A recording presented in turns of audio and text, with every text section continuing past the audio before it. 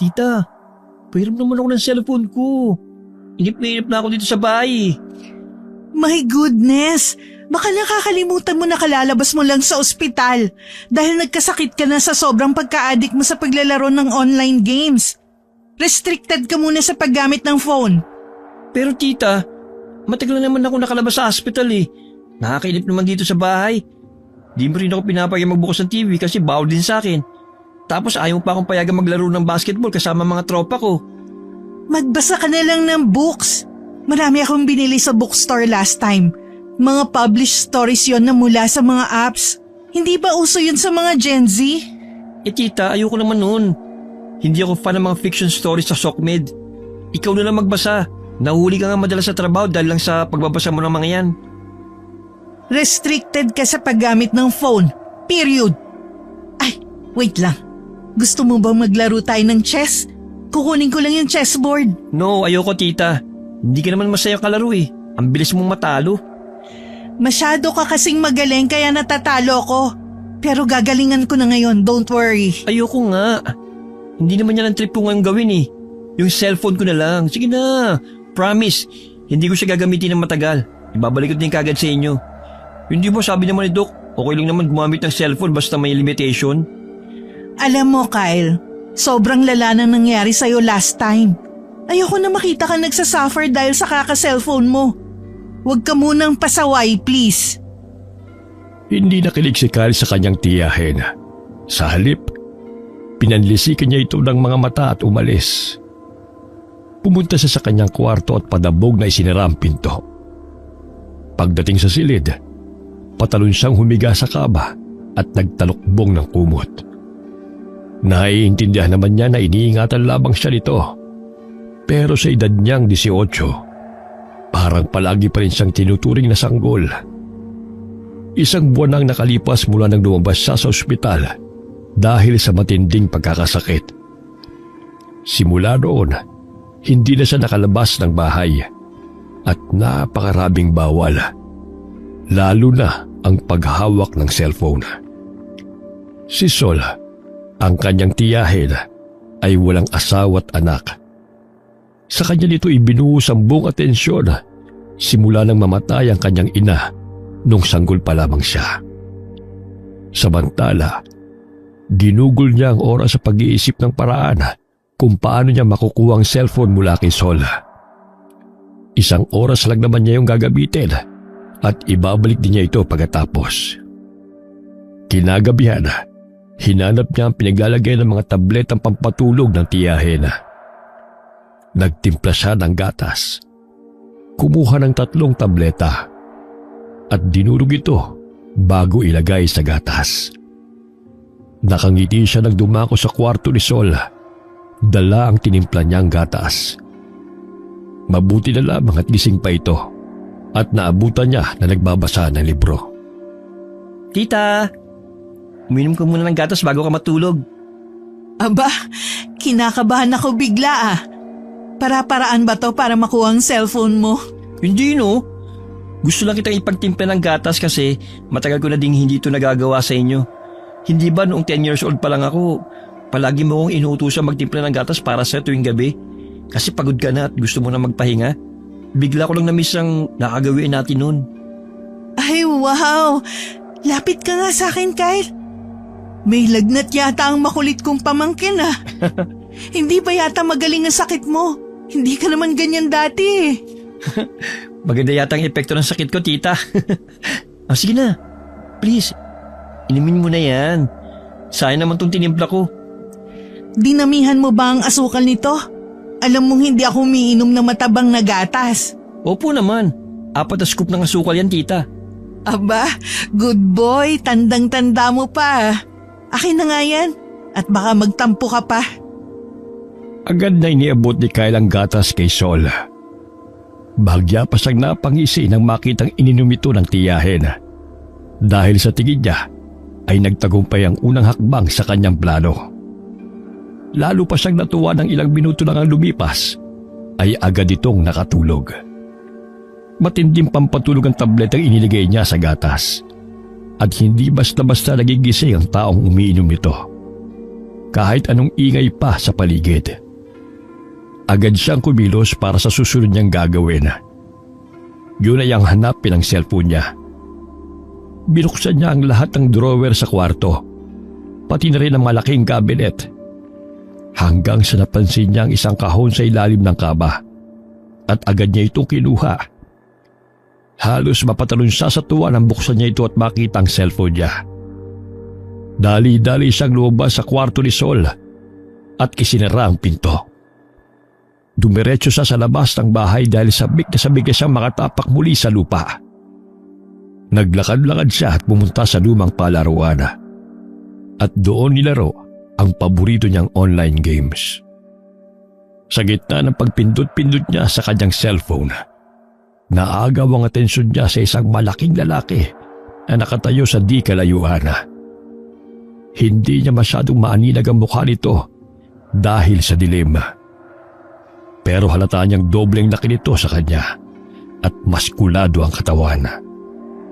Dahil sa kuryosidad, itinigil niya muna ang paglalaro at tumayo para lapitan ang lalaki. Gusto niyang itanong kung anong ginagawa nito. Pero bago pa siya makakilos, may isang tao na humila sa kanya at tinakpan ang kanyang bibig. Pagkatapos ay tinutukan siya ng kutsilyo. Tinignan niya ang mukha nito. Si Topper, ang kriminal na tumakas sa kulungan sa kanilang lugar. Sinubukan niyang lumaban, pero tumilapon lang siya dahil mas malakas ang puwersa ng lalaki kaysa sa kanya. Nang wala na siyang magawa, hindi na siya nagtangkang lumaban pa. Hanggang sa biglang dumating ang malaking lalaki na nakita niya kanina labag. Sa pagkakataong yun, nakita niya na ng malinaw ang mukha nito.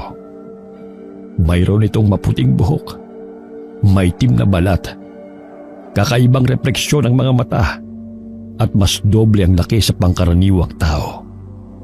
Hindi niya maintindihan kung anong dapat niyang maramdaman ng mga oras na yon. Hanggang sa tuluyan ng dumilim ang kanyang paligid. Nagising siya sa kanyang kwarto kinabukasan. Nakita niyang nakasubsob sa gilid ng kama ang kanyang tiyahin. Ang buhok nito ay nakalatag sa puting kumot. Nang mapansin ng kanyang tiyahin na gising na siya, agad itong umangat ang ulo at tumingin sa kanya na may pag-alala.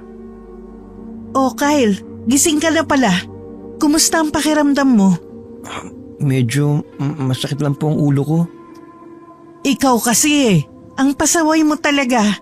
Kaya pala binigyan mo ko ng gatas kagabi para humimbing ang tulog ko at makuha ang cellphone mo, no? Kala mo hindi ko malalaman? Tignan mo tuloy ang nangyari sa'yo. Kung hindi dumaan si Katasyo, hindi ka makakauwi dito sa atin dahil nawalan ka ng malay. Hindi ba sinabi ng doktor na pwede kang mag-collapse anytime kapag napasobra na naman ang paggamit mo ng cellphone? Ita, hindi ako naniniwalang nag-collapse ako dahil sa sobrang paggamit ng cellphone. May nakita ako kagabi. Isang kakaibang lalaki. Matipuno ang kanyang katawan. Puti ang kulay ng buhok. At sobrang kakaibang kanyang mata. Ay naku Kyle, sabi ng doktor nung pina-check up natin ang mental health mo. Posible daw na magkaroon ka ng delusional disorder dahil sa sobrang pagtutok mo sa online games. Yan ang epekto niyan sa'yo. Nararamdaman mo na kaya please, wag na makulit kay tita ha? Sigurado ako sa nakita ko kagabi. Nakita siya ng mga mata ko at hindi ako pwede magkamali. Hay nako, last na to Kyle ha. Sobrang delikado na ngayon paggabi dito sa lugar natin. Alam mo ba na may natagpo ang katawan ng lalaki kaninang umaga sa malapit lang na balon? Wakwak ang katawan at maraming sugat. Alam mo ba kung sino ang lalaking yun? Si Topper lang naman, yung batikang kriminal dito sa lugar natin. Natahimik si Kyle dahil sa sinabi ng kanyang tiyahin. Ang lalaking yun, si Topper, ang muntik nang manaksak sa kanya kagabi. Hindi na niya maalala ang sunod na nangyari dahil nawalan siya ng malay. Pero sigurado siya na pinatay ito ng malaking lalaki na nakita niya. Ano raw pong sabi ng mga pulis? Baka pinatay ng kaaway niya dati. Di pa yata nahuhuli kung sinong gumawa eh. Ay naku Kyle, wag mo na nga yung masyadong intindihin. Gusto ko matuklasan kung ano nangyari sa kanya. Ay nako, hero yan? Si Spider-Man ba o si Superman? Wala ka ng time sa ganyan dahil aalis din tayo ngayong araw. Ano po? Aalis tayo ngayong araw? Saan naman tayo pupunta, tita? Magbabakasyon tayo sa Samar. Para naman may mapagkaabalahan ka. Masyado ka na kasing bored sa buhay. Ha? Sa Samar? Anong gagawin natin dun? Parang wala naman magandang place dun eh. Tsaka walang signal dun. Excuse me, nung isang araw ko pa to pinagplanuhan. To the point na nag-leave ako sa trabaho para lang dito, no? No, hindi ako sasama. Mas lalo lang ako maboboard dun. Padabog na bumangon si Kyle mula sa pagkakahiga. Hindi niya maintindihan ng bigla ang pagbabakasyon. Ang mga pangyayari kagabi ay sariwa pa sa kanyang isipan. Hindi pa siya handang maglakbay, lalo na't hindi pa rin niya alam kung anong nangyari sa kanya at kung sino ba talaga ang malaking lalaking nagdikta sa kanya. Lumabas siya ng kwarto at napahinto. Sa sala, nakita niya ang maraming maleta na nakaimpake. Nakasalansan ang mga ito sa tabi ng pinto at handa ng bitbitin sa pag-alis. Tita, ano ba itong ginagawa mo? Sobrang biglaan naman. Hindi mo man lang ako tinanong kung papayag ba ako dito. Alam ko kasi na hindi ka papayag kapag pinagpaalam ko pa sa'yo. Kaya surprise na lang. Tita naman eh. Ang hilig niyo sa surprise. Hindi ba pwedeng cancel muna natin ito ngayong araw? Naguguluhan pa ako sa nangyari kagabi. Exactly! Kaya nga gusto kong magbakasyon tayo para malibang ka naman. Promise, mag-i-enjoy ka dun sa Samar. Ay, si tita talaga! Wala nang nagawa si Kyle kundi ang sumunod sa kanyang tiyahin. Matapos makapaggayak, bumiyahe sila patungo sa Samar. Gabi na nang makarating sila sa isla at tumuloy sa isang bahay bakasyonan malapit sa dalampasigan. Pagkatapos kumain ng hapunan, nagpumilit si Sol na mamasyal sa baybayin. Napilitan si Kyle na sumama kahit hindi siya mahilig sa mga ganitong kasiyahan. Habang naglalakad, ang tiyahin niya lang ang nag-i-enjoy sa sariwang hangin at sa tanawin. Si Kyle naman ay nakatunganga lang, tagakuha ng larawan. Hindi maalis sa isip niya ang mga nangyari sa Maynila, ang takot at pagkalito at ang misteryo ng malaking lalaki. Tita, puno na ang storage ng cellphone mo. Ang dami mo ng picture dito oh. Mas marami, mas maganda. Para marami akong pamimilian sa mga ipopost ko sa social media accounts ko, no? Duh! Anda, pare-parehas lang naman ang post mo sa picture. Nakaganon, tapos puro pa cute. Dahil mo pa akong Gen Z. Hindi nga ako mahilig sa mga ganito eh. Halika, ikaw naman ang kukunan ko ng picture para naman mag-enjoy ka. Masaya kaya to, subukan mo. Tita, alam mo naman na allergic ako sa camera. Heh, wag na matigas ang ulo. I-enjoy mo ang moment natin dito para naman ma-realize mo na hindi lang sa cellphone umiikot ang buhay, no? Wala nang nagawa si Kyle kundi ang sumunod sa kanyang tiyahin. Iniabot niya dito ang hawak na kamera at siya naman ang nag-pose. Tanging tayo at konting ngiti lang ang nagawa niya. Pero sa loob-loob niya ay naiirita na siya. Tuwang-tuwa naman ang tiyahin niya. Nakuhanan siya ng picture. Pero biglang nagbago ang ekspresyon ng mukha ni Kyle nang makita niya mula sa hindi kalayuan ang malaking lalaki na nakita niya noong nagdaang gabi. Nakatitig ito sa kanya na parang nagmamatsyag. Agad namang napansin ni Sol ang pagbabago sa kanyang aura. Kyle, ano nangyayari sa'yo? Bakit ganyan ang itsura ng mukha mo? Natatay ka ba? Tita, yung lalaki na nakita ko kagabi, nandito siya. Sumunod siya. Sumunod siya sa atin. Ha? Ayan ka na naman sa pagkapraning mo, Kyle eh. I-enjoy mo na lang kasi yung view nitong dagat. Para naman hindi mo maisip yung mga ganong bagay. Tita, totoo po kasi yung sinasabi ko. Ah, 9:00 na pala. Oras na ng pag-inom ng gamot mo. Tara na. Hinila na si Kyle ang kanyang tiyahin, kaya wala na siyang nagawa kundi ang sumunod dito. Palinga-linga pa siya sa paligid, nagbabaka sakaling makita niyang muli ang lalaki. Pero hindi na niya ito nakita pa. Pagdating nila sa bahay bakasyon na kanilang tinutuluyan, agad siyang nahiga sa kwarto at nagtalokbong ng kubot. Naguguluhan siya sa nangyari kanina. Hindi niya maintindihan kung bakit niya nakita ang lalaking yun. Hanggang sa nakatulugan na niya ang pag-iisip. At nagkaroon siya ng isang kakaibang panaginip. Sa panaginip niya, nakita niya ang malaking lalaki na madalas niyang makita. Sinundan niya ito at nakarating siya sa isang kakaibang komunidad. Nakatira roon ang mga tao na katulad ng lalaki ang pisikal na itsura. Mga ilang saglit lamang ay nagising na siya sa panaginip na yon at agad siyang napabangon. Tagaktak siya ng pawis at malakas ang tibok ng kanyang puso. Sa hindi malamang dahilan, bigla na lamang siyang tumayo at lumabas. Tumungo siya sa talahiban na nasa likod ng kanilang tinutuluyan. Lumakad siya ng lumakad hanggang sa makarating sa isang kakaibang lugar. Sa di kalayuan, natatanaw niya ang isang komunidad na may mga lingas ng apoy. Pinaliligiran ito ng mga tao na tila ba nagsasayawan at nagkakasiyahan. Abala siya sa pagbasid nang bigla na lamang may kumalabit sa kanya. Napatalon siya dahil sa pagkagulat at biglang bumungad sa kanya ang isang matanda at maskuladong lalaki na may dalang lampara. Iho, anong ginagawa mo rito? Gusto mo bang ipain ang sarili mo sa mga halimaw? Aba, ibang klase ka ha? Hindi ko po alam. Dito na lang po ako dinala ng mga pako eh. Utoy, alam mo kung anong mayroon sa lugar na ito ha? Po, ano po meron sa lugar na ito? Ay, mukhang hindi siya taga rito. Ngayon ko lang nakita ang binatang yan sa lugar natin eh. Ang mabuti pa iho, umuwi ka na.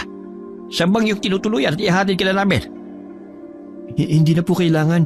Kaya ko naman po umuwi na mag-isa eh. Tanda mo bang pasikot-sikot ang daan dito? Utoy, magpasama ka na. Masyadong delikado rito. Huwag ka mag-alala. Hindi ko may masamang tao. Ako nga pala si Gardo. At itong kasama ko naman ay tatay ko, si Mang Ipe.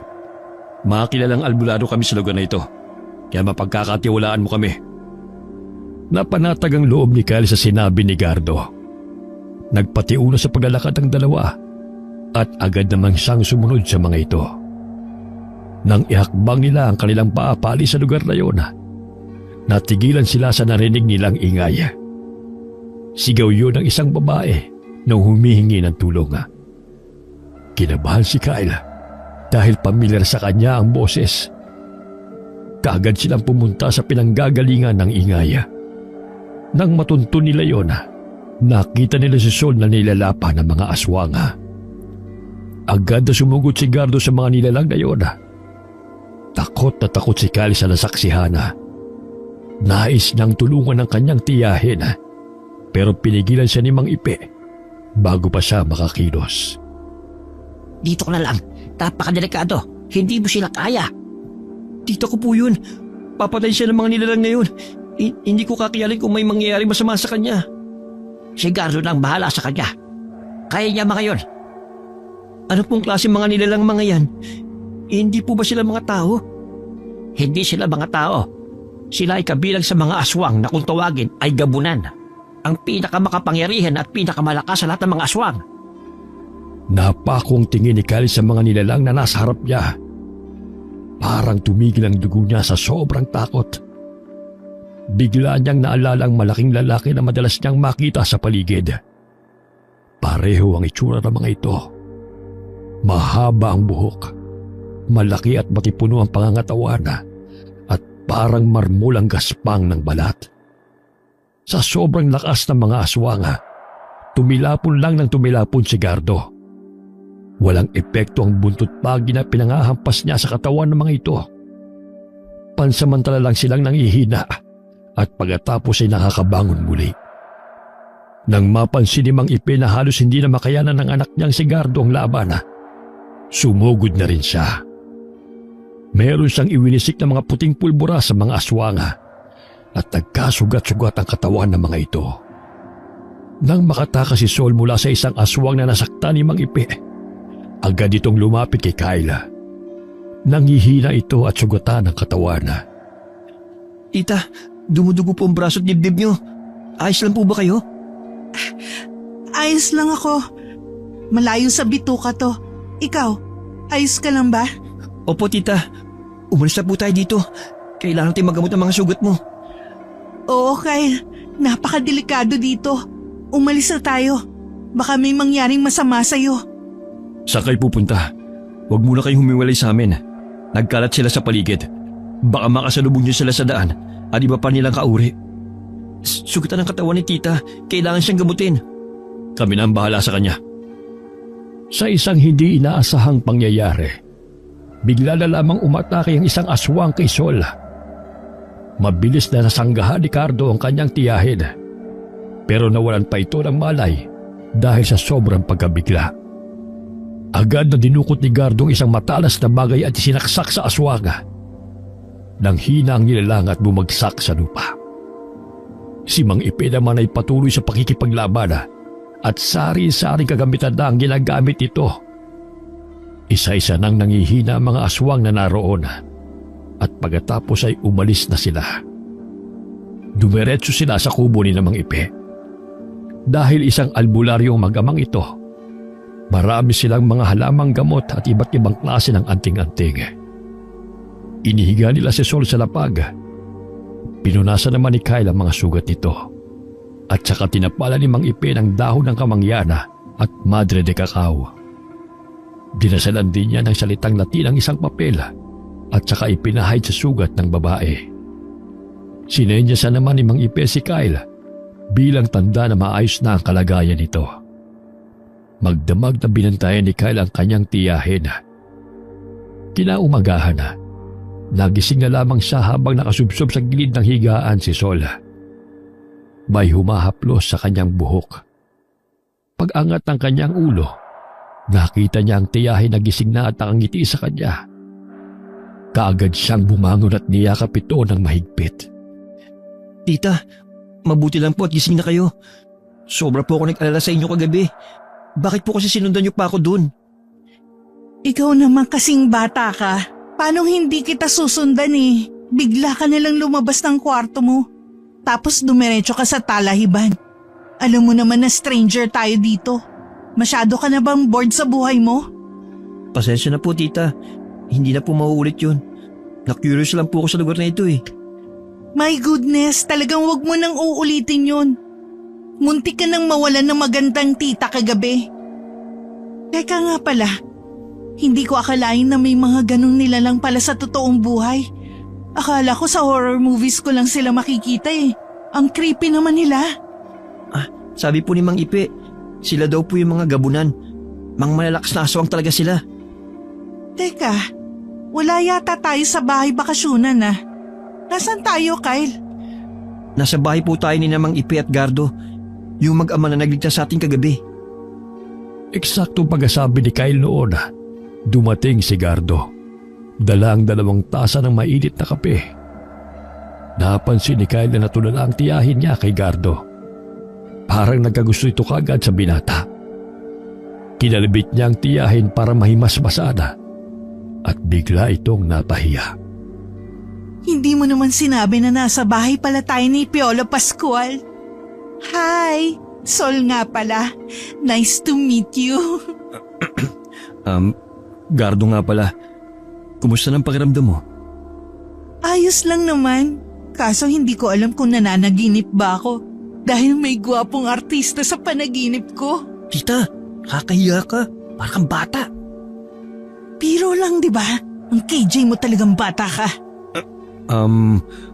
Magkape muna kayong dalawa. Maraming salamat po sa tulong nyo kagabi sa amin ni Tita. Kung hindi po dahil sa inyo, baka kung ano nangyari sa amin. Huwag mo nang isipin yun. Mga dayo lang kayo sa lugar na ito, kaya nagmamalasakit kami sa inyo. Pwede kayong manatili rito sa kubo namin ni Tatay hanggat sa gusto nyo. Hindi namin kayo mababayaan dito. Delikado na rin kasi ang panahon ngayon eh. Panay na sa laki ng mga gabunan. Salamat po sa inyong pag-aalala. Pero sa tingin ko po, kailangan na po namin ni tita na bumalik sa Maynila. Ha? Anong sinasabi mo? Kararating lang natin kahapon dito sa Samar. Tapos babalik na tayo ulit sa Maynila. Hindi pa nga tayo nakakapag-explore man lang sa mga places dito. Duh! Tita, delikado na po sa lugar na ito. Hindi na tayo dapat magstay pa rito. Ayoko nang maulit yung nangyari sa atin kagabi. Kayong bahala. Sige po. Salamat po talaga sa inyong pag-aalala.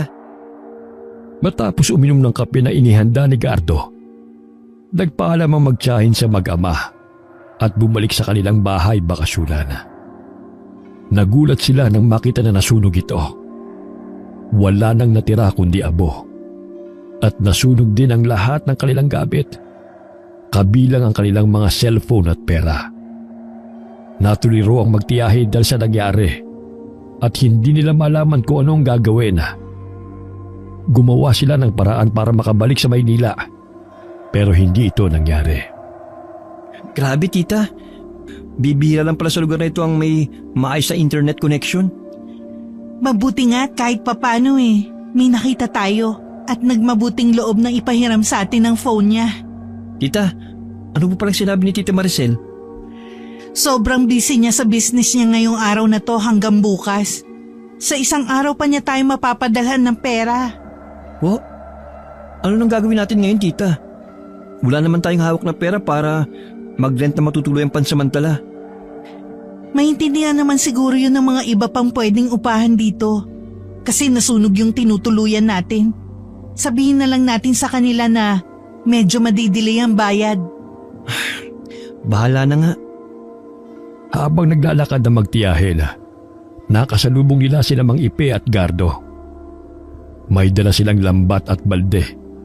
Tanda na sila ay mga mangingisda. Nang makita sila, ay tumigil ang mga ito sa kanilang tabi.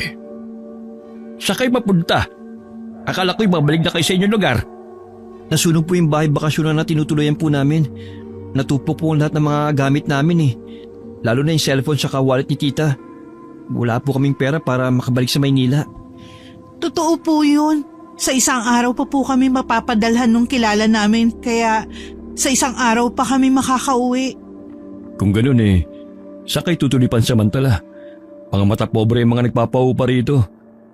Gusto nila magbayad kagad ng renta.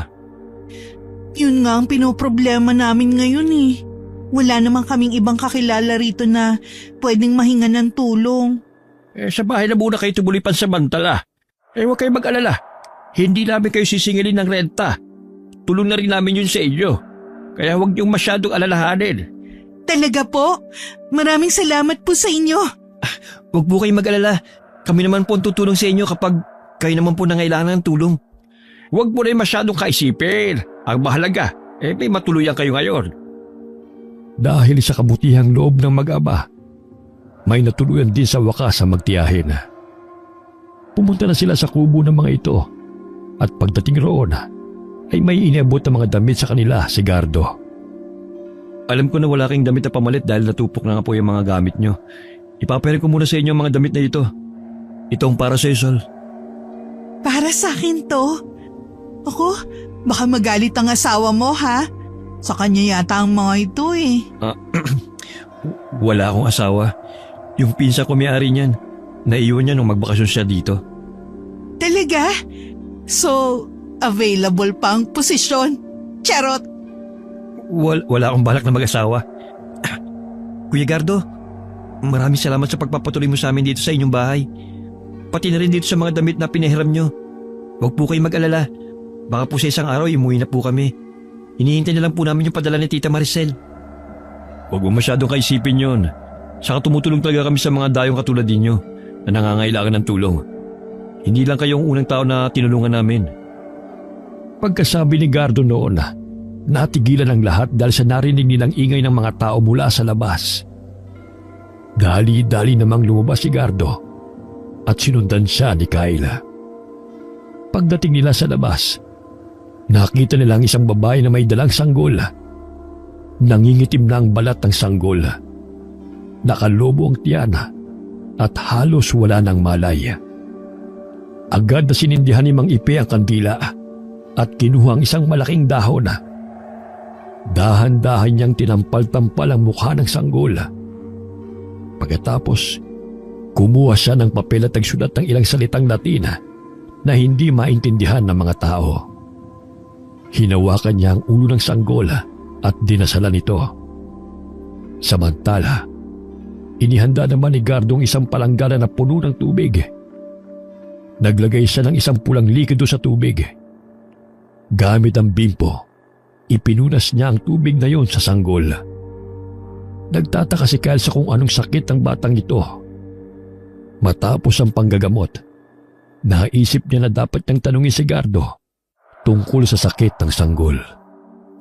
Yung ba? Kagagawa nito ng mga gabunan. Ano pong ginawa nila sa sanggol? Inoorasyonan nila ito. Pagkatapos ay nag-iiwan sila ng papel at isinusulot nila dito ang oras ng kamatayan ng sanggol. Pagkatapos ay bigla na lang ito magkakasakit. Magpapakita ng mga sintomas na parang naiempatyo. Tapos mga ilang araw lang namamatay na. May natuklasang gamot ng tatay, kaya halos araw-araw dito sila dinadala para gamutin. Sa kasamaang palad, hindi lahat ng ginagamot ng tatay ay nabubuhay. Ang iba naman ay namamatay din. Grabe naman po pala yun. Bakit kailangang sanggol po ang kanilang ialay? Bakit hindi lang yung mga masasamang tao? Ang mga sanggol, pinaniniwalaan nilang nagtataglay ng isang mutya na hindi nakikita ng mga tao. Ang mutyang ito ang nakapagpapalakas sa kanila at ginagawa silang immortal. Kaya mas nakakapamuhay sila ng mahabang panahon. Noong una hindi pa nila ito ginagawa at hindi pa sila nananakit ng mga tao hindi lumalapit sa kanila o sa kanilang lugar. Pero napilitan silang galawin ng mga sanggol nang mawala ang pinakamakapangyarihan ng mutya ng araw. Mutya ng araw? Para saan po ito? Ito ang pinakamakapangyarihan mutya sa lahat. Kaya nitong gawing taong isang aswang at immortal na hindi kailanman mamamatay. Ang mutyang ito ay itinataas lang sa kanilang poste at magbibigay liwanag na ito sa kanilang lahat. Nasasapat para sa kanilang buong komunidad at makatanggap ng kapangyarihan. Saan po nagmula ang mutya ng araw? Ang mutya ng araw ay nagmula sa puso ng pinakaunang pinuno ng mga gabunan. Siya ay kumukuha ng lakas sa araw upang mabuhay. Dahil sa tagal na niyang nabubuhay, nagsawa na siya at ginusto na niyang mamatay. Bago siya pumanaw, ibinigay niya muna ang kanyang puso sa kanyang nasasakupan. Inorasyonan ito at naging pinakamakapangyarihan. Bakit po kaya ito nawala? Sa katunayan, ito ay nahati sa dalawa. Ang isa ay pinaniniwalaang nawala at ang isa naman ay nasa dating pinuno. Itinago ito ng kanilang dating pinuno dahil na rin sa kanilang kalabisan. Umabuso na din kasi sila at naging gahaman at naghasik ng lagim sa mga tao.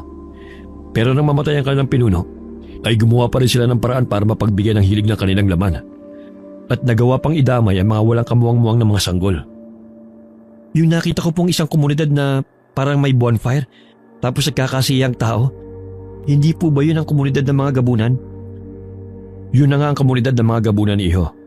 Kaya kabilin-bilinan ko sa'yo na huwag kang lalapit doon kung gusto mo pang makabalik sa inyong lugar ng buhay. Marami na ritong turistang nawala at napabalitang pinatay at winakwak ang katawan. Ang lahat ng yon, kagagawa ng mga gabunan. Grabe, parang online games din pala ang mundo ng mga aswang. Sobrang daming thrill at challenges. Hindi ko akalain na ganito palang kahantungan ng pagbabakasyon namin dito ni tita. May nagaganap din po palang kakaiba sa kanilang mundo na hindi natin alam. Ano po? Sobrang komplikadong mundo ng mga aswang, iho. Mahirap ipaliwanag. Dahil may mga bagay na hindi natin kayang intindihan bilang mga tao at sila lang ang makakaunawa nun. Napaka-misteryoso nga po talaga. Hindi ko akalain na nangyayari palang ganitong bagay. Dahil sa nalaman ni Cal tungkol sa ginagawa ng mga gabunan sa mga sanggol, napuno ng kuryosidad ang kanyang isip. Tila ba may isang bagay na humihikayat sa kanya para manatili sa lugar na iyon. Kinagabihan, naisip niya maglakad-lakad sa paligid. Habang naglalakad, napansin niya na maagang nagsasara ang mga kabahayan at tila ba takot na lumabas ng bahay ang mga tao. Sa bawat pinto, may mga nakasabit na bawang at dahon ng kamangyan. Naisip niya na may nagaganap ditong kakaiba tuwing gabi. Napagdesisyonan niyang huwag munang pumasok sa loob ng bahay at abangan muna ang susunod na mangyayari. Nais niyang malaman kung anong misteryo nagaganap roon. Naisipan niya magpahangin at naupo siya sa tuktok ng isang burol. Doon ay tanaw na tanaw niya ang kagandahan ng paligid. Nagmuni-muni siya ng mga oras na yon at dinama ang preskong hangin. Mga ilang minuto pa lang siyang nakakapikit ay nagulat siya nang may isang malakas na yabag siyang naramdaman papalapit sa kanya. Napapitlag siya at napatayo. Sa dilim, nakita niya ang isang malaking nilalang na papalapit sa kanya. Nang makalapit ito, napaatras siya at kamuntik pa siyang mahulog sa kinatatayuan niya. Kinilabutan siya sa itsura nito. Napakalaki ng katawan nito at tila mas malalaki ang mata, bibig at ilong nito kumpara sa mga tao. Itim na itim din ang kulay nito at napakagaspang ng balat. Hinawakan siya nito bago siya mahulog at kinikilabutan siya sa paraan nito kung paano siya hawakan. Gusto niya sana kumawala ng mga oras na yon, pero pakiramdam niya ay hindi sasapat ang kanyang lakas kumpara sa puwersa nito. Maya-maya pa, tumitig ito sa kanyang mga mata. Nakita niya na naglingas ang loob ng mga mata nito at maya-maya pa ay parang lumipat sa kanya ang lingas na yon. Bigla na lamang nagdilim ang kanyang paningin pagkatapos. Para siyang nahipnotismo at hindi niya na alam ang sunod na nangyari. Nagising si Kyle sa isang kakaibang lugar. Hindi ito ang bahay ni Mang Ipe o ang bahay bakasyonan na kanilang unang tinuluyan. Ito ay parang sinaunang bahay ng mga Pilipino noon bago pa dumating ang mga Kastila. Gawa sa kawayan ng dingding at may mga kakaibang palamuting nakasabit dito. Ang mga palamuting ito ay gawa sa mga buto ng hayop at perlas. Eksaktong pagbago niya, dumating ang isang lalaki na may dalang mangkok. May laman itong pulang sabaw na hindi niya alam kung ano.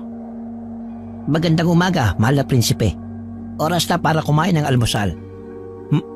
Mahal na prinsipe? Ano pong ibig niyo sabihin? Nasaan po ako?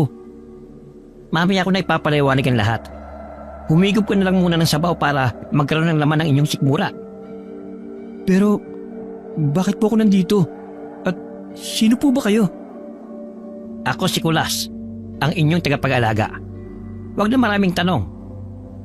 Maingat na inilapag ng lalaki ang mangkok sa lamesang katabi ng kanyang higaan. Nandiri siya sa itsura ng laman ito. Parang sariwang dugo na namuo sa sabaw.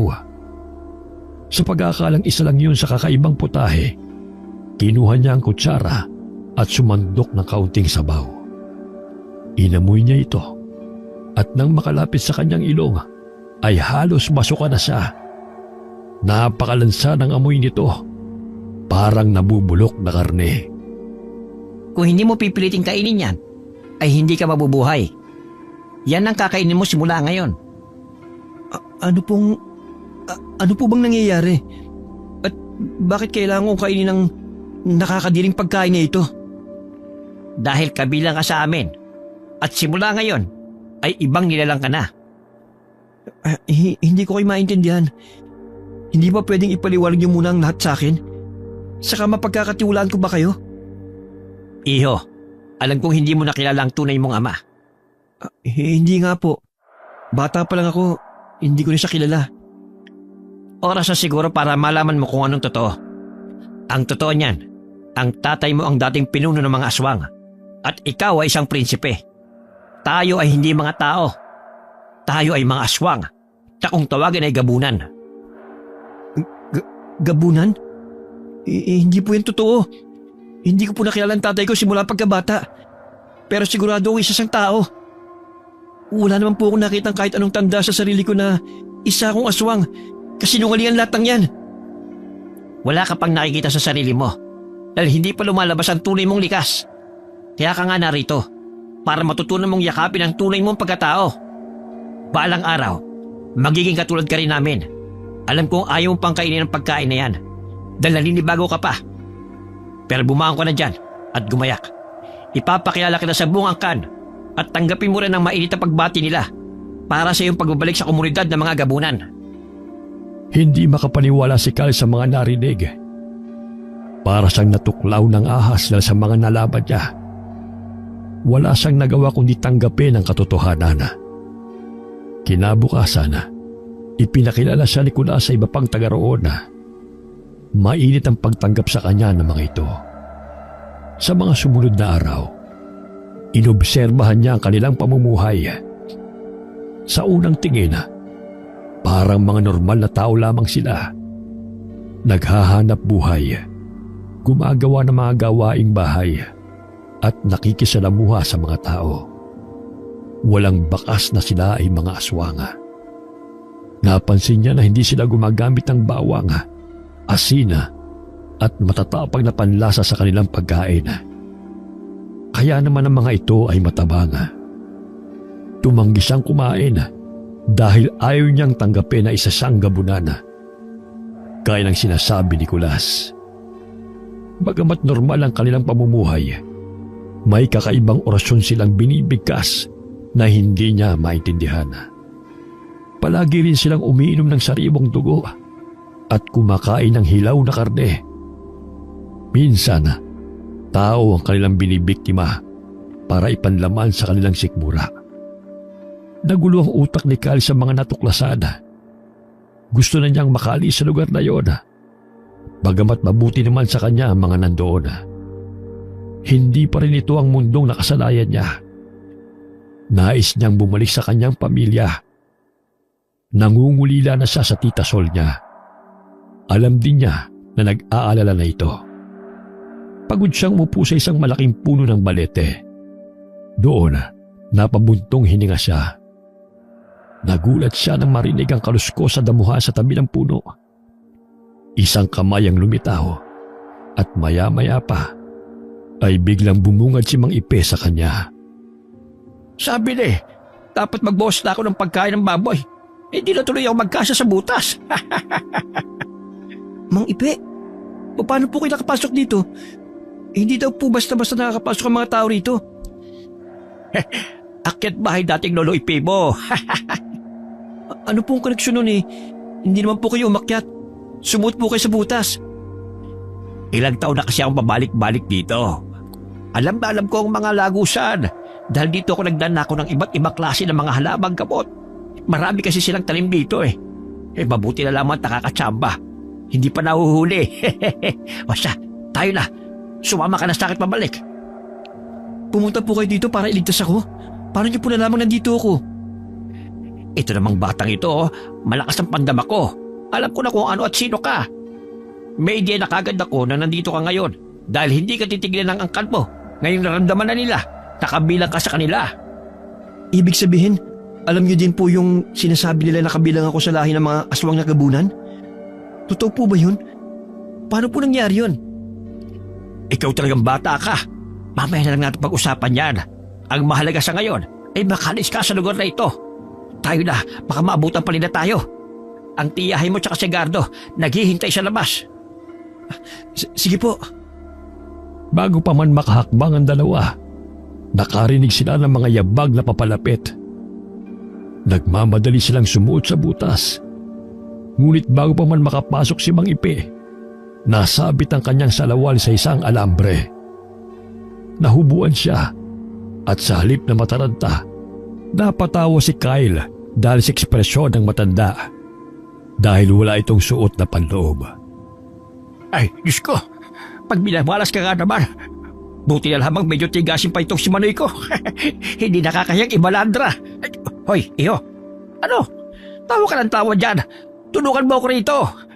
Hindi ako magalaw dito dahil nasabit na rin sa alambre itong suit kong kamiseta. Yung itsura niyo, Mang Ipe, Parang matanda na pinaglinis sa sampalok ang muka.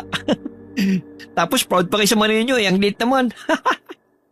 Abay, lintik kang bata ka. Nag-aasar ka pa. Kuunahin mo pa yung pagtawa. Lilitsunin tayo ng mga nang wala sa oras. Halika na, tulungan mo na ako rito. Bilisan mo! Ito na po. Ayusin ko na. Ay, lintik, Mang Ipe, yung shorts ko, nasabit din. Ano ba yan? O ano, kinarma ka naman ngayon ano? Inaasan mo pa ako ng malitang manoy ko ha? Mas malit pa kayo sa'yo eh. Hindi mo lang naging kasindaki ng daliri ko yan. Sorry na, Mang Ipe. Ano nang gagawin natin ngayon? Hindi na rin ako makakaibo rito. Pati damit ko nakasabit na rin. Teka lang. Parang nagsasara na yata yung lagusan. Kaya pala nasasabit ang damit natin eh. Dahil unti-unting hinihigop ng alambre. Ay, visit. Ay na sila, Mang Ipe. Malapit na sila. Anong gagawin natin? Para tayo makakataas sa kanila. Kunin mo ito isang pulbura. Inorasyonan ko yan. Kapag sinaboy mo yan sa mga aswang, ako magsusugat ang katawan nila dahil nakakapaso ito. Mang Ipe, yung butas, unti-unti na nagsasara. Sabay na napasigaw ang dalawa nang unti-unti nagsara ang lagusan. Parehas silang tumalsik at napasubsob sa lupa. Nang iangat nila ang kanilang mga ulo, nakita nila si Kulas na nakatayo sa harapan nila. Sinusubukan mong itakas ang mahal na prinsipe sa lugar namin, no? Ikaw ba yung matanda na palihim na pumupuslit ang mga halamang gamot namin dito? Akala mo siguro, hindi namin malalaman. Tuso ka lang kaya hindi ka namin nahuhuli. Pinalampas namin yon. Pero ngayon, hindi na namin palalampasin ang ginawa mo. Magiging isa ang masarap na putahe ng mga gabunan ngayong araw. Ano pang hinihintay nyo? Huliin nyo siya at itali sa koral. Saglit lang po. Pakiusap. Huwag niyo po siyang paparusahan at sasaktan. Mabuting tao po siya at palagi niya akong tinutulungan. Parang awa niyo na po. Ngayon lang po ko hilit makikiusap sa inyo. Pagbigyan niyo na po ako. Labag sa batas natin mga gabunan ang ginawa ng taong yan. Dapat lang na makatanggap siya ng parusa. Pakiusap po. Ako na lang po saktan niyo. Huwag na po siya. Sige na po. Hindi namin yun magagawa. Ano pang hinihintay nyo? Talian nyo siya at agad dali sa kulungan. Hindi masusunod ang kagustuhan ng prinsipe. Dahil hindi na pagbigyan ang kanyang hiling, napalaglag na lamang ang balikat ni Kyle. Itinali nila si Mang Ipe at pinagtulungan itong bitbitin ng dalawang gabunan. Gayunpaman, bago pa man sila makakilos, biglang lumukob ang isang makapal na usok sa kanilang paligid. Napansin ni Kyle na nahihirapang huminga si Kulas. Nang hina ang mga ito at natumba. Nang mahawi ang usok, nakita niya ang titasol niya na may hawak na pambomba. Ito ay nilikha gamit ang pulbos ng bulaklak ng gabi, buhangin ng dagat, insenso at kamangyan. Pagkatapos ay inurasyonan. Sinasabing ito daw ay nakakapanghina sa mga aswang. Si Gardo naman ay tumutulong dito para maglagay ng bala. Laking tuwa ni Kyle ang makita ang tiyahin at kaagad niya itong nilapitan. Sumunod naman si Mang Ipe na kaagad namang nakalaga ng tali sa kanyang mga kamay. Sabay silang sumugod sa mga ito. Tita, paano niyo po yung nagawa? Siyempre, magaling magturo tong gwapong kasama ko eh. Gardo, Sol, paano kayo nakapasok dito? Saan kayo dumaan? Siyempre, Tay. Ako ba bang hindi makakaalam? Dito din ako nagnanakaw ng mga halamang gamot. Ay lintik ka! Akyat bahay ka din pala! Anak nga kita! Kyle, Diyos ko, ang pinakamamahal kong pamangkin. Ayos ka lang ba? Nasaktan ka ba? Anong ginawa nila sa'yo? Sobra-sobrang pag-aalala ko sa'yo. Akala ko mawawala ka na sa akin eh. Tama na, Tita. Ang OA mo naman. Siyempre, palaban tong pamangkin mo, no? Huwag kang corny dyan. Ayos lang ako. Ito naman pamangkin ko, oh. Siyempre, pinapractice ko lang yung acting ko. Pwede na ba sa Best Actress ang Tita Sol mo? O take 2 pa rin? Ikaw, Papa P, ano masasabi mo? Oo, pwede na. Pwede na. Kita naman, oh. Kahit kailan talaga, puro kalokohan. Mabuti naman nakagawa kayo ng paraan na makapasok dito dahil natrap na kami sa loob.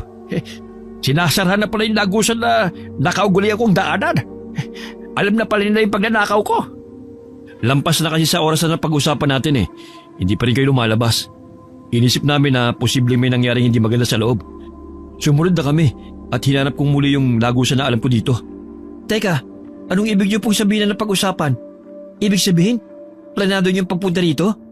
Siyempre, nung bigla kang nawala, alam na agad nila kung saan ka nagpunta. Eh di yun, nagplat na agad kami ng plano kung paano ka may liligtas dito.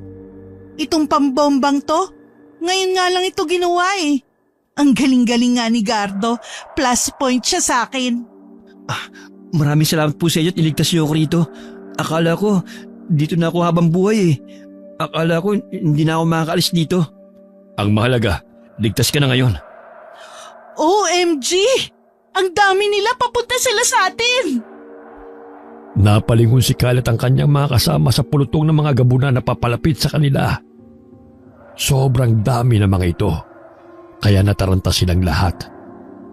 Nagbago na rin ang anyo ang mga ito at naging nakakatakot na mga aswanga.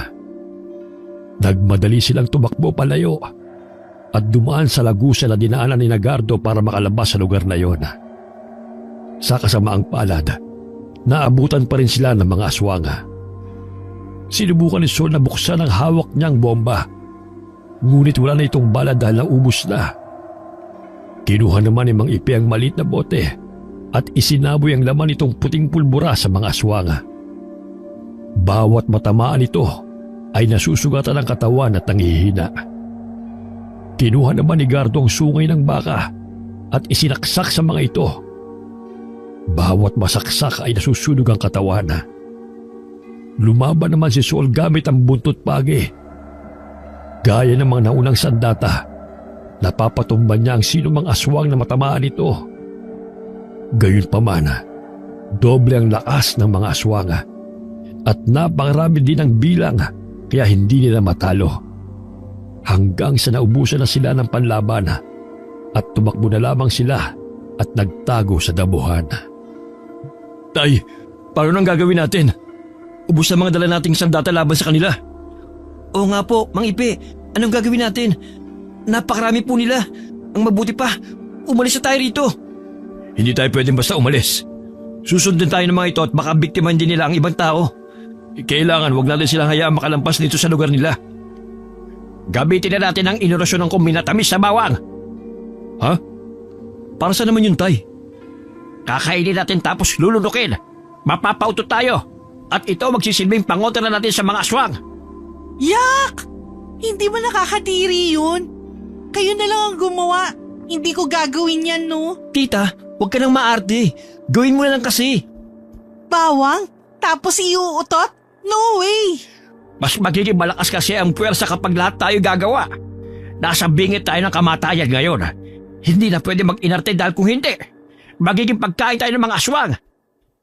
Ilalabas ko na may natamis na bawang. Kumuha kayo ng isang piraso at mabilis na nguyain.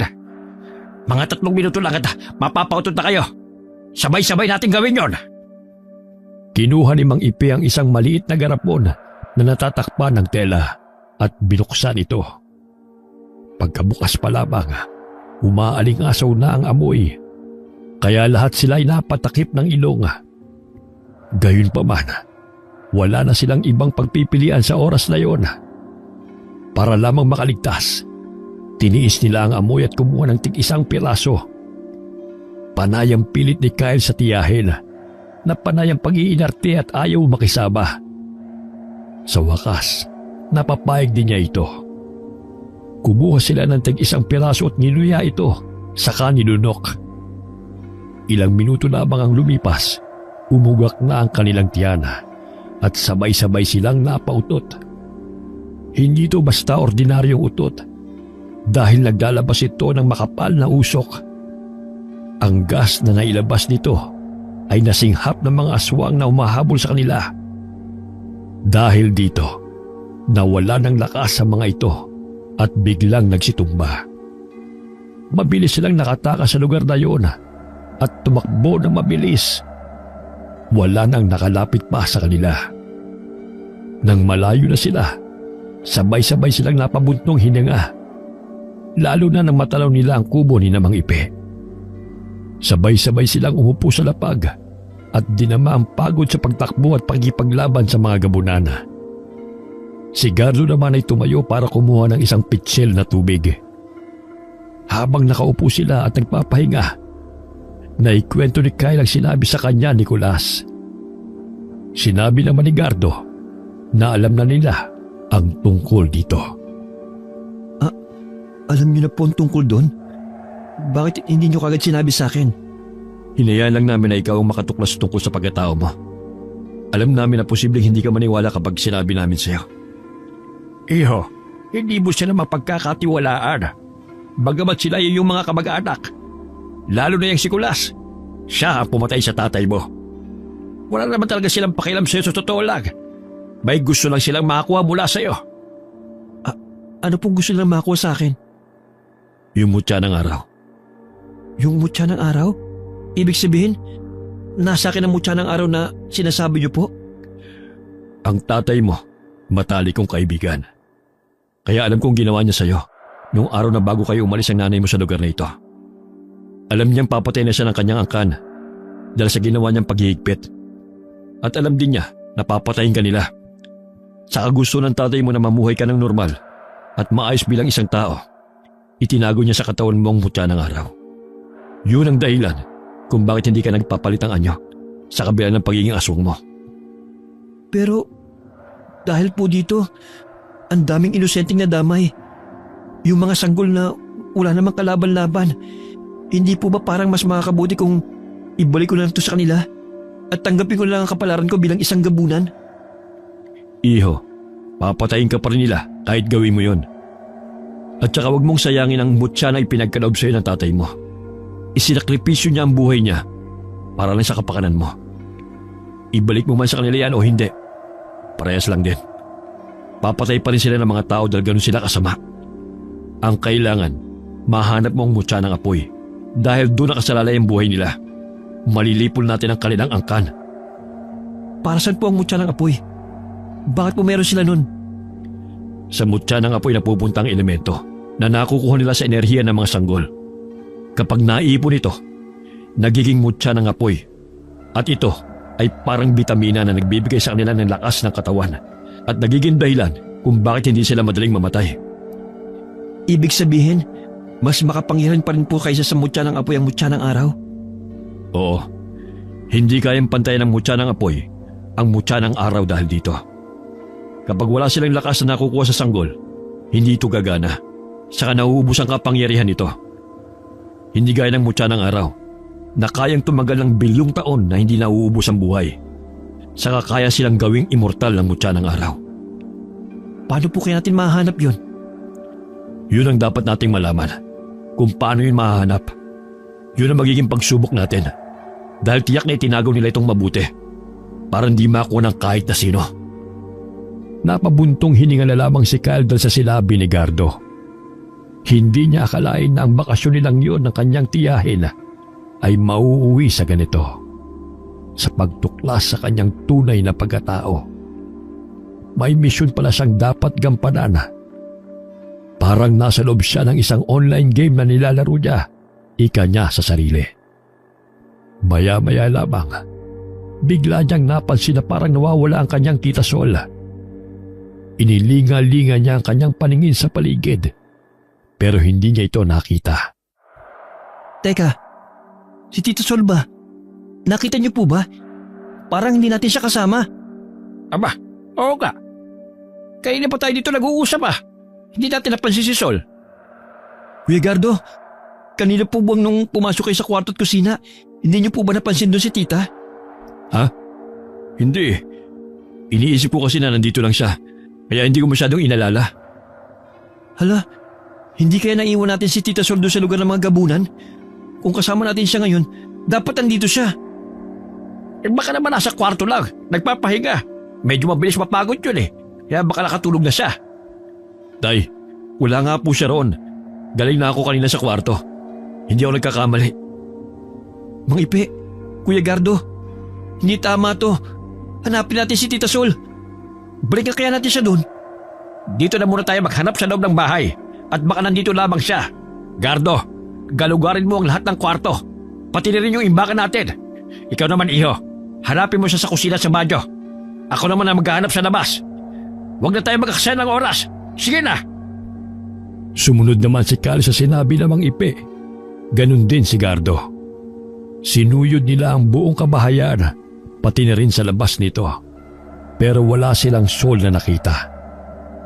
Labis sa pagkataranta ni Kyle ng mga oras na yon.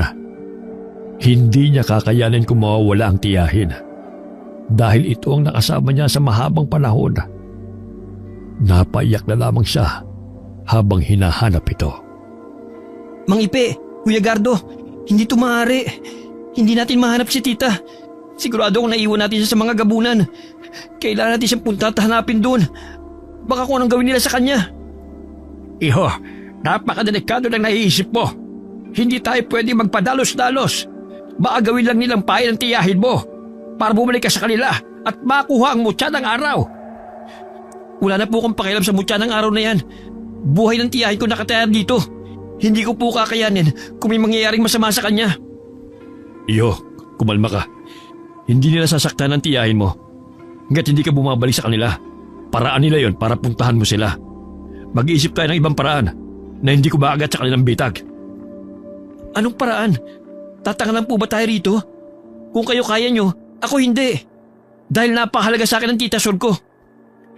Huwag kang padalos-dalos. Pupuntahan naman natin siya. Kailangan lang natin maghanda muna. Dahil hindi tayo pwede sumugod ng walang dalang kahit anong sandata. Hanggat maaari, kailangang nasa palad na natin ang mutya ng araw bago bumalik sa kanila. Dahil kung hindi, wala din tayong laban. Alam na nila kung anong ginagamit natin mga pangontra laban sa kanila. Pare-parehas tayong mamamatay kahit ang tita Sol mo. Gano'n po ba katagal yung paghahanda na gagawin natin bago bumalik doon? Baka isang araw. Kaya bukas pa tayo makakapunta roon. Ano? Isang araw? Ang tagal nun. Hindi na po ako makakapaghintay na iligtas ang tiyahin ko. Magsasagawa pa ako ng ritual at orasyon para sa mga pangontra. Medyo matatagalan ang mga yon. Kung gano'n, ako na lang po magliligtas sa tiyahin ko. Ibibigay ko na sa kanila ng mutya ng araw para matigil na sila. Wala na akong pakialam sa mga susunod na mangyayari. Ang mahalaga, may ligtas ko ang taong pinakamahalaga sa buhay ko. Kyle, pakiusap. Huwag mo nang ituloy binabalak mo. Makinig ka sa amin. Hindi na nagpapigil pa si Kyle sa gusto niyang gawin. Pahangos siyang umalis nang walang kahit anong dalang pangontra. Hindi na siya sinundan ni Mang Ipe at Gardo. Dahil wala nang magawa ang mga ito. Desperado na siya ng mga oras na yon. At inabot na siya ng dilim sa paglalakad upang hanapin ang lugar na tinitirhan ng mga gabunan. Sa kanyang paglalakad, nakita niya ang isang lalaking sugatan at walang buhay sa daan. Sa tingin niya ay pinatay ito ng mga aswang. Lumapit siya rito at tinignan ang itsura nito. Nakaramdam siya ng awa at nagtiim ang kanyang bagang sa mismong angkan niya na gumawa sa tao ito. Gayunpaman, ang ganong emosyon na kanyang nararamdaman ay biglang napalitan ng gutom at tila ba naglalaway siya sa kanyang nakikita. Ang wakwak na katawan ng lalaki sa kanyang harapan ay nagmistulang isang masarap na putahe. Hanggang sa bigla na lamang niyang naramdaman ang kakaibang nangyayari sa kanyang katawan. Napansin niya na biglang lumaki ang kanyang katawan. Naging itim na itim ang kulay at tila ba nakaramdam siya ng kakaibang lakas. Sa hindi malamang dahilan, bigla niyang sinunggaban ang bangkay at kinain ang laman ito. Hindi niya maintindihan kung paano niya nasikmura ang ganong bagay. Pero pakiramdam niya ng mga sandaling yun ay napakalinamnam ng karni nito at napakasarap ng dugo. Nang siya ay mahimasmasaan, bigla siyang nandiri sa kanyang ginawa. Bumalik siya sa pagiging tao at ng mga oras na yun ay kanyang napagtanto na posibleng wala nang talab sa kanya ang mutya ng araw. Dahil dito, determinado siyang lumakad papunta sa lugar ng mga gabunan para ibigay sa mga ito ang hinahanap nila at iligtas na rin ang kanyang tiyahin. Dumaan siya sa lagusan na dinaanan noon ni Gardo. Pagkarating niya roon, naabutan niya kagad dito sa bungad. Nakita niya ang kanyang tiyahin na walang malay.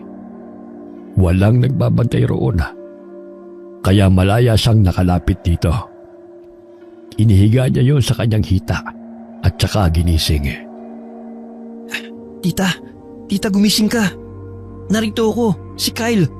Ang nag-iisa mong pamangkin. Kyle, hindi ka dapat pumunta dito. Napakadelikado. Tita naman anong gagawin ko? Hayaan kitang sakta ng mga aswang na yun? Hindi ko gagawin yun. Ikaw na nga lang ang kaisa-isang meron ako Mawawala ka pa? Pero Kyle, hindi mo ko kailangan iligtas dito. Wala ka bang kasama? Ikaw lang mag-isa? Ayaw kong payagan ni Mang Ipe at Kuya Gardo. Kaya ako lang mag-isang umalis para puntahan ka dito. Hindi mo dapat to ginawa. Pag nakita ka nila, papatayin ka nila. Alam ko na kung anong mga balak nilang gawin. Wala akong pakialam kung saktan o patayin nila ako. Basta ililigtas kita rito. Tsaka wala na rin naman talab sa aking katawan yung mutya ng araw Kaya ibabalik ko na ito sa kanila para matapos na ang lahat ng ito. Hindi mo magagawa yan. Umalis ka na dito. Ha? Bakit naman hindi ko magagawa yun? Nasa akin lang ang mutya ng araw. Wala. Hindi na naituloy ni Sol ang sasabihin dahil naramdaman nila na papalapit sa kanila si Kulas at ang mga iba pang gabunana. Nang makalapit ay tumigil ang mga ito sa kanilang harapan. Sabi ko na nga ba magkikita tayo ngayong araw na ito Dahil nandito yung tiyahin. Alam na namin ang kahinaan mo. Napakasama mo, Kulas. Ikaw ang pumatay sa tatay ko. At idinami yung pa mga inosenteng sanggol na walang kinalaman sa inyo. Kaya nga sinabi ko, hindi ba? Subukan mong tumira dito at yakapin ang tunay mong pagkatao. Maiintindihan mo kung bakit namin ito ginagawa. Lalo na at ikaw nagmamay-ari ng mutya ng araw na napakahalaga sa ating lahi. Kailangan mo ba bang makita na nalulunod sa sariling dugo ang iyong tiyahin? O susuko ka na at ibibigay ito sa amin? Naaawa ka sa mga sanggol, hindi ba? Ibabalik ko na sa inyong mutya ng araw. Sa isang kondisyon. Ano namang kondisyon yun? Huwag niyo sasaktan si tita. At titigilan niyo na rin ang pagpatay ng mga sanggol. Higit sa lahat, huwag na kayong papatay ng kahit na sinong tao para na mapagbigyan ng hilig ng inyong laman. Tandaan niyo na itinago ng aking ama sa inyo ang mutya ng araw dahil sa inyong pang-aabuso. Kung yan ang gusto mo, masusunod. Pero huwag kang umasa na mapipigilan namin ang kumain ng karne ng tao. Dahil isa yon sa likas ng aswang na hindi na kailanman mawawala. Kung gano'n ang katuwiran mo, mas mabuti pang hindi ko na ibalik sa inyo ang mutya ng araw. Dahil magpapatuloy pa rin kayo sa dati niyong gawi. May dugo ka pa sa labi. Ibig sabihin, kahit ikaw, hindi mo mapigilan ang gutom na iyong nararamdaman sa tuwing nakakakita ka ng sariwang dugo at karne ng tao. Huwag mo nang itanggi. May nabiktima ka kanina habang nasa daan papunta rito. Pero unang beses lang nangyari sa akin yon, kaya hindi ko mapigilan. Yun ang likas natin mga aswang. Hindi yun makokontrol. Pero alang-alang sa kondisyon na sinabi mo, kokontrolin namin. Kunin nyo na yung tubig na pinagbabala ng Mirasol at painom sa kanya. No! Huwag din yung gagawin yun. Huwag din niyo siyang painumin ng kung anong bagay na yun. Please! Parang awan niyo na! Takpan yung bibig ng babae niyan. Napakaingay niya. Saka kunin nyo na ipapainom sa kanya. Dilihan nyo! Ngayon na! Sumunod naman kay Kulas ang lahat ng tauhang kanyang inutusan. Si Kyle, nakayuko lamang at tila hindi kinakabahan sa posibleng mangyari. Para sa kanya, determinado na siyang ibigay ang mutya ng araw para sa kapakanan ng nakakarami. Pagbalik ng mga ito, may dala silang isang baso na kulay pula ang lamang tubig. Parang katas ng prutas. Iniabot ito ni Kulas kay Kyle. Bumuntong hininga pa ang binata bago ito abutin. Nagwawala naman si Sol nang makita ang baso sa kamay ni Kyle. Pinipigilan siya ng iba dahil nagwawala na siya at gustong agawin ang baso mula sa kanyang pamangkin. Tumingin muna si Kyle sa tiyahin bago unti-unting inilapit sa bibig ang baso. Pagkatapos ay dire-diretso niya itong tinungga. Tuwang-tuwa si Kulas at naghihintay ng resulta. Pero ilang minuto lang lumipas ay wala pa ring nangyayari. Mirasol ba talaga yung nilagay nyo dito sa tubig? Nainom niya na. Dapat lalabas na ang mutya ng araw sa kanyang katawan. Pero ilang minuto nang lumipas, Bakit wala nangyayari? Kyle, wala ka bang nararamdamang kakaiba sa katawan mo? Wala naman po. Parang wala namang nagbago sa katawan ko. Anong nangyari? Bakit ganon? Hindi lalabas kay Kyle ang mutya ng araw dahil wala sa kanya yon. Nasa katawan ko yon. Ano? Paano naman yun napunta sa katawan mo? Tita, anong sinasabi mo? Ninakaw ko ang mutya ng araw sa ama ni Kyle. At pinalitan ko yun ng peking mutya na hiningi ko pa sa kakilala kong albularyo. Ginawa ko yun dahil nalaman ko na nayanggaw ako ng isang aswang. At ayoko maging isang aswang. Kyle, patawarin mo ko kung nagawa ko sa'yo ang bagay na yun. Nagawa kong nakawin ang pinakamahalagang bagay na ibinigay sa'yo ng tatay mo. Ngayon, alang-alang sa kapakanan ng pamangkin ko, isusoli ko na sa inyo ang mutya ng araw para matapos na ang lahat ng kaguluhang ito. Kahit pa sariling buhay ko ang kapalit nito. Huwag! Napalingon ang lahat dahil sa malakas na boses na yun ng isang lalaki. At bumungad sa kanila si Gardo. Nanlaki ang mata ni Kyle nang makita ito. Dahil hindi niya akalain na susunod pala ito sa kanya. Huwag mo lang ituloy yung binabalak mo, Sol. Mamamatay ka pag niluwa mong mutya ng araw. Dahil dyan lang nakadepende ang buhay mo. Kuya Gardo, anong ginagawa mo rito? Akala ko ba matidis ka ba namin sa mga aswang na yan? Dakpin yung lalaking yan! At huwag niyong makakawalan! Sinubuang dakpin ng mga aswang si Gardo. Pero alisto kaagad ang lalaki at kinuhang dala niyang pulbura at isinaboy sa mga ito. Bawat aswang na lumalapit sa kanya ay napapaso nito at nawawalan sila ng lakas. Maya-maya pa'y biglang dumating si Mang Ipi at may pinasabog na napakalakas na pambomba. Halos lahat ng aswang na naroon ay nanghina at nagsipagtumbahan. Dali-daling lumapit si Mang Ipe kina Kyle, Sol at Gardo. Umalis na tayo rito habang wala pa silang malay. Kailangan na natin magmadali. Tay, may isa pa tayong kailangan gawin. Yung mutya ng apoy, kailangan natin makuha para malipunan natin ang tuluyan ng lahi nila. Oo nga pala. Kaya nga magmadali na tayo umalis para mahanap na natin yon. Kaso, parang mali yata yung nadala yung bomba. Yan yung pasabog na nakakapagpalakas sa mga aswang. Kaunting minuto lang sila mawawala ng malay. Tapos pag nagising na sila, magiging dobleng lakas nila. Paano pa natin mahanap yung mutya ng apoy kung magigising sila kagad? Ang mangyayari niyan, kakailanganin na nating umalis kagad dito at bumalik sa lugar natin dahil hindi natin sila makakaing labanan. Anak ng tinapa, palpak ang trabaho ng lolo nyo. Wala na tayong ibang magagawa. Umalis na tayo. Sa ibang araw na lang natin hanapin yung mutya ng apoy. Mang Ipe, unti-unti na po sila bumabangon. Ito na nga bang sinasabi ko, tatay? Mas mabangis ang dating nila ngayon kaysa noon dahil sa binomban nyo sa kanila. Umalis na tayo! Takbo na! Bilis! Agad na nagsipagtakbuhan ang apat dahil sa sinabi ni Kyle. Pero labis na malalakas sa mga aswang. Kaya naman agad din silang naabutan ng mga ito at hindi na sila makapalagpa.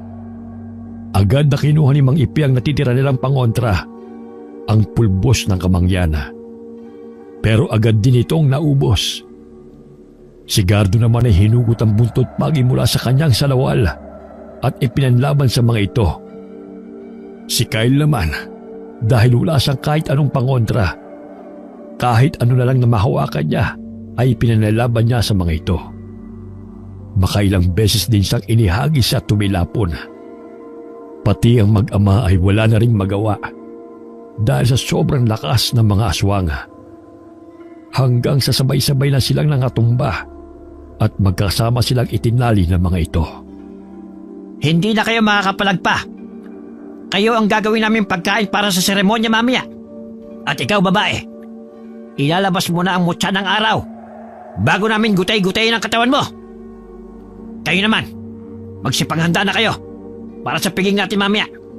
Hayaan niyo muna dito ang apat na taong ito. Mahihina na sila at hindi na makakatakas.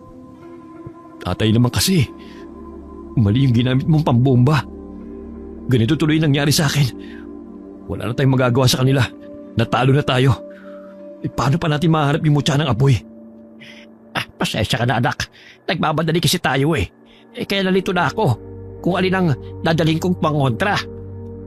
Kasalanan ko po ang lahat ng ito. Kung nakinig lang po sana ako sa inyo, hindi ito mangyayari. Sinabi na namin sa iyo, matatalino ang mga gabunan. Bukod sa malakas silang mga aswang. Kinikilala nila ang mga kalaban nila. Anong magagawa natin? Aapat lang tayo kumpara sa bilang na mayroon sila. Kaya ikaw, huwag ka magpadalos-dalos kagad sa pagdidesisyon. Kahit pa gaano ka kritikal ang isang bagay.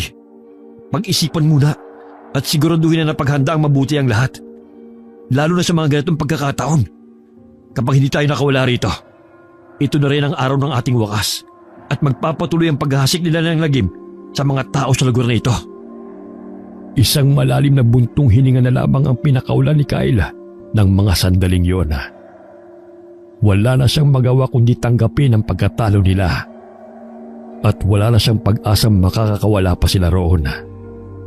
Ipinikit na lamang ng binata ang kanyang mga mata at tahimik na lumuha.